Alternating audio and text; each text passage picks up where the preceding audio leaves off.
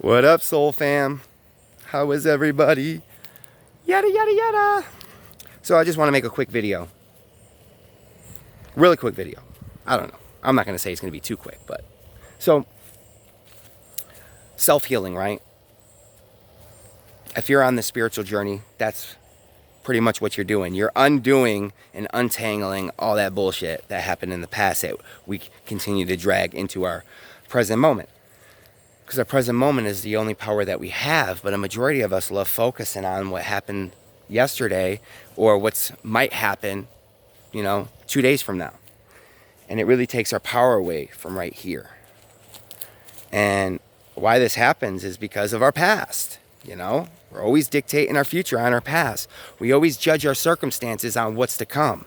And that's like our biggest fucking issue on creating a great life.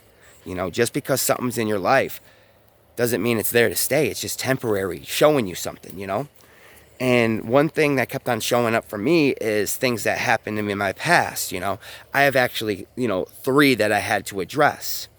It was, my relationship with my mother, and, how she pretty much tattooed lack into my brain and the lack of love that I experienced in the house that I grew up in. So I had to address that because I realized that I really don't know how to love, and that's okay, Something never showed you anything and you never felt, love. Then how do you express something that you never experienced? That's all we are is love, right? And if it's not love, it's a bad program that's in our mind. And we're just projecting that onto others. So how I addressed this, so it was my mom, and then my donor, my sperm donor. Some people call him a father, but I think that's like the word family. Father is just a word, but a true father is a feeling you get when you're with a certain person.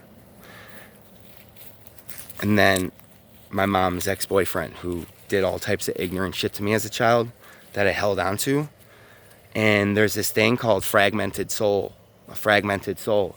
And when you experience certain trauma in your life, to protect you from that, your soul will fragment off, so it doesn't pretty much just lose itself, And then somewhere down your line in life, when you're healing, you have to recall retrieval, soul retrieval. There's meditations out there you could look online.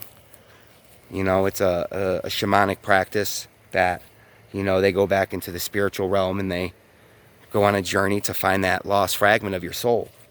And I've been practicing that here and there, because I realized that I lost a piece of myself that in that time of my life where, I thought things were happening to me, not realizing nothing could happen to me because I'm not this body and I'm not this mind. I'm just aware of it. I'm aware of it being here. So what I did was I just wrote letters without the intentions of sending them out, but just to kind of put my thoughts, feelings, and emotions on paper and giving forgiveness for that. Because forgiveness is our greatest power, And you're not forgiving that individual for the sake of them, but for the sake of you. So, the first letter I wrote, which I actually thought wasn't going to be that emotional, was to the donor. And, there was a lot of emotional release within that letter, I didn't think I held on to so much. And then I did my mom, and there wasn't really much emotion there because I realized that she did the best she could. They all did. And then the second one, or the third one, which was, I thought, going to be the most difficult, but it really wasn't. And that was to the guy Paul that my mom was dating that, used to mentally, verbally, and physically abuse me. So I wrote these letters of forgiveness for the sake of my soul. And it was really powerful. Like, there was a lot of healing involved. And it was just so odd that these things just kept on showing up. But it was other people that were showing me. They were like, yeah, I have to go heal this, you know, with my father. I have to go do this with my mother so I could heal it. And it kept on showing up. And eventually I realized that it was the universe presenting an opportunity to me that I needed to do this as well. And, you know, I asked what was my best, you know, plan of action. And it was through a letter, you know, just writing a letter without the intentions of sending it. And there was a lot of power involved in that, you know. So I highly encourage anybody, like, to just utilize this practice and see what it does for you, you know. Find out an individual. It could be a friend. It could be a girlfriend, a boyfriend, a husband, a wife, a grandpa, It doesn't matter who it is. But if you feel like, you know, at one time, you know, they victimized you, I would definitely put your feelings out on paper. And then you could burn the paper if you want. I didn't burn it. I didn't really get a chance to because I left the notebook in. I left the notebook in the car before I left, which will all get sent to me, but I don't feel like I needed to burn anything. But fragmented souls, a lot of us have them and don't realize it. Like, I know there's a piece of me missing, and it seems to come back to show me, like, hey, this is out here dwindling in the ethers, this aspect of you, and you keep pulling it back in, but it keeps on, you know, detaching from you, to realize that there's some things that you have to experience and you have to overcome in order to permanently embody this lost piece of you, you know. And I tell you what, when you start connecting to that inner child within you, oh, just feels so natural, feels so good. That's the person you want to be in front of everybody. But for some reason, there's things preventing us from doing that. And it's, you know, things from the past, insecurities, fear of judgment, shame, guilt, all that shit. That's just for the past. You gotta let that alone, you know. I think I mentioned this in another video about, you know, our minds, right? Our minds are pretty much our inner child, right? It's our inner child. And we have all these conditionings and all these programs from the past, and they're right here with us in this present moment, and we think it's us, but really it's our unhealed inner child, right?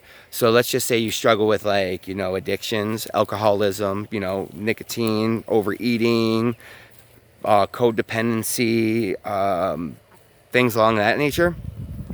That's your inner child, and they're screaming out for help, right? And let's just say you were a real parent, right? Like, you have kids, and then your kids, every time they wanted something, they would just cry out, pester you, and bug you every time until they got what they want. And you just give them what they want, right? And it's a constant thing. It's like, just give them what they want so they shut up. Just give them what they want so they shut up. And that's pretty much what we're doing to our thoughts. And what do you think that's creating? Everybody knows the only child syndrome, you know? Spoiled little brat, gets everything it wants. It's not grateful for anything. And that's pretty much what we're creating. We're creating only child syndrome in our minds. And every time our minds have a thought that has a desire for something, it will keep on bringing that to the surface. And then we respond to it by just giving it what it wants.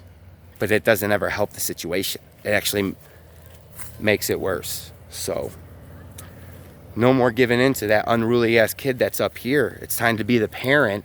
Comfort that kid, nurture that inner child, and say, you don't need that, you know.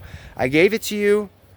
You wanted more, gave you a little more, and you kept on wanting more, and it's like nothing's ever going to be enough, and I have to step in, and I have to realize that I can keep on doing this, and it's only going to fester and manifest into something worse.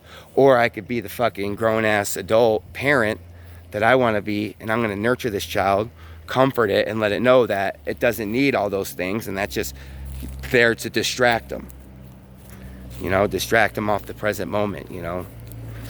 So what kind of child are you creating in your mind?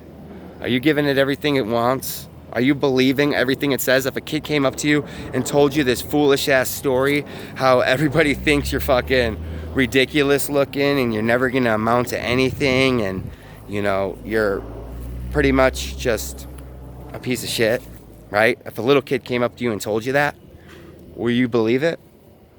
You're going to just take that kid's word for it and be like, oh, he said it, it must be true? Or you're going to be like, man, fuck that. Let me question that. How does that make any sense? And that's what we do. We believe these thoughts in our mind that create shame, guilt, insecurity, and we believe them. But they're not there to be to believe. They're there to be aware of, you know? And a lot of times we have these thoughts, and like I said, we just sweep them under the rug. But it's time we deal with them. So find out what it is that's your best mode of action. It could be meditation, you know, self-introspection, self-realization. You know, silence is powerful.